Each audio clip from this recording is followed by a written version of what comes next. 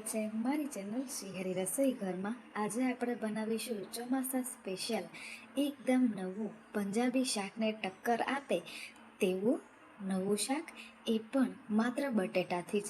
જ્યારે ઘરમાં કોઈ શાકભાજી ના હોય કે કંઈ સમજ ના આવતું હોય કે જમવામાં શું બનાવવું, એ પણ ટેસ્ટી અને ઓછી મહેનતે, ત્યારે આ રેસીપી ટ્રાય કરવા જેવી છે। છે ને કે ઓછામાં ઓછી સામગ્રીમાં તમે ટેસ્ટી રેસીપી બનાવી શકો છો, બસ બનાવવાની રીત સાચી હોવી જોઈએ।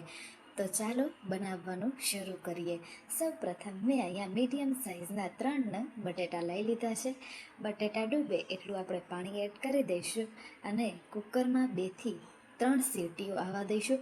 જો તમારી 4 સીટી વાગી જાય તો તમારે તરત જ કુકરને ખોલી દેવાનું। તો જ્યાં સુધી આપણા બટેટા બફાઈ રહ્યા છે ત્યાં સુધીમાં 3 નાની સાઇઝના મેં ટમેટાં લઈ લીધા છે।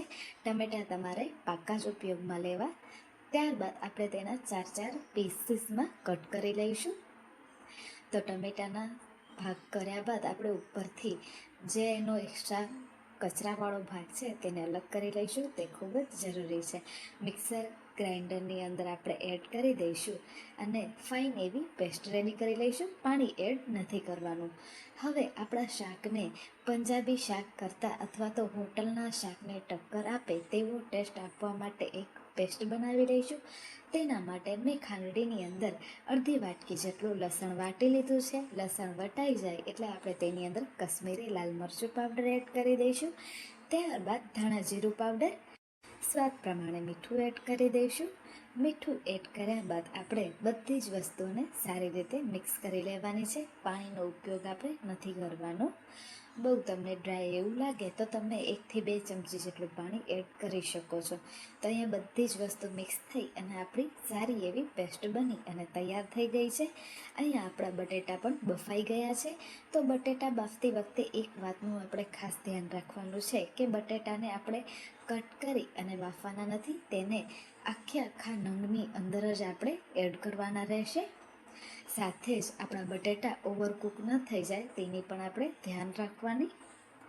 હવે અહીંયા આપણા બટેટા ફોલાઈ ગયા છે, તેને હું પીસીસમાં કટ કરી લઈશ। તો અહીંયા હું ચોરસ અને થોડા મોટા પીસીસમાં કટ કરી રહી છું। તમારે નાના પીસ કરવા હોય તો પણ તમે કરી શકો છો। તો અહીંયા તમે જોઈ શકો છો કે આપણા બટેટા એકદમ પરફેક્ટ કૂક થઈ અને રેડી થયા છે, નથી તો બહુ ઓવરકૂક કે નથી તો બહુ કાચા। હવે એક બાઉલમાં આપણે કટ કરેલા બટેટાને નીકાળી લઈશું।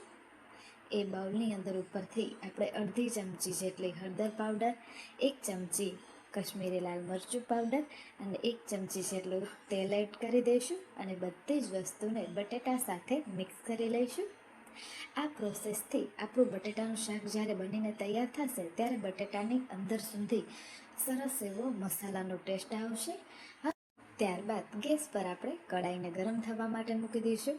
કડાઈ ગરમ થાય એટલે તેની અંદર તેલ એડ કરીશું। તેલ ગરમ થાય એટલે તેની અંદર જીરું, ત્યારબાદ 2 નંગ મેં એલચી, 3 નંગ જેટલા મરી અને 3 નંગ જેટલા લવિંગ લઈ લીધા છે। તેની સાથે જ 1 નંગ મરચાંને વચ્ચેથી પીસ કરી અને એડ કરી દીધો હતો તેને। ત્યારબાદ આપણે રેડી કરેલી લસણની પેસ્ટ એડ કરીશું અને ટમેટાની પ્યુરી આપણે બધી એડ નથી કરવાની, માત્ર અડધો કપ જ એડ કરવાની છે। અને આપણી જે ચટણી છે બનાવેલી તેને આપણે સારી રીતે કૂક કરવાની છે, માથે ઓઇલ સ્પ્રેડ થાય ત્યારબાદ જ આપણે તેની અંદર મસાલા એડ કરવાના છે।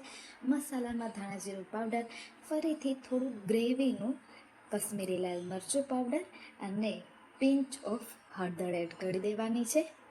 બધા જ મસાલા ફરીથી સારી રીતે મિક્સ કરી લેવાના અને તમે જોઈ શકો છો કે ઓઇલ સારી રીતે સ્પ્રેડ થઈ ગયું છે, એટલે હવે આપણે બધી જ ટમેટાની પ્યુરી તેની અંદર એડ કરી દેવાની છે અને હવે ટમેટાને થોડાક એવા આપણે કૂક કરી લેવાના છે। ત્યારબાદ મિક્સર જારની અંદર પાણી એડ કરી અને બધું પાણી આપણે ગ્રેવીની અંદર એડ કરી દઈશું।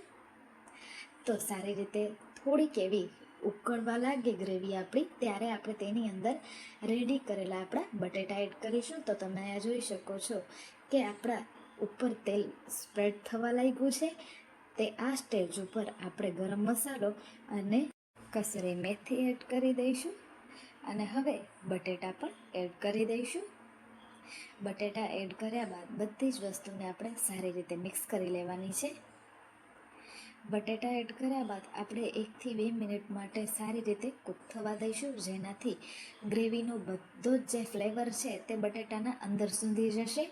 તો 1 થી 2 મિનિટ બાદ તમે જોઈ શકો છો કે સારું એવું બટેટાની અંદર આપણી ગ્રેવી કોટ થઈ ગઈ છે. ત્યારે સ્વાદ પ્રમાણે આપણે મીઠું એડ કરીશું. અને અહીંયા ચટાકેદાર અને ઓછી મહેનતમાં બનતું ઝટપટ સુપર ટેસ્ટી પંજાબી શાકને ટક્કર આપે તેવું બટેટાનું નવું ગ્રેવીવાળું શાક બની અને રેડી થઈ ગયું છે. તો તમારે રસો ઘટ કરવો હોય તો પણ તમે કરી શકો છો, પણ ગ્રેવી સાથે ખૂબ જ ટેસ્ટી એવું આ શાક લાગતું હોય છે. ગરમા ગરમ તમે તેને રોટલી, થેપલા, પરાઠા, ભાખરી સાથે સર્વ કરી શકો છો. ખૂબ જ સરસ એવું લાગે છે. તો તમને મારી આ એકદમ નવી રીત સાથે બનતા બટેટાના નવા શાકની રેસિપી કેવી લાગી એ મને જરૂરથી જણાવજો. આજ માટે આટલું જ. ફરી મળીશું નવી રેસિપી સાથે.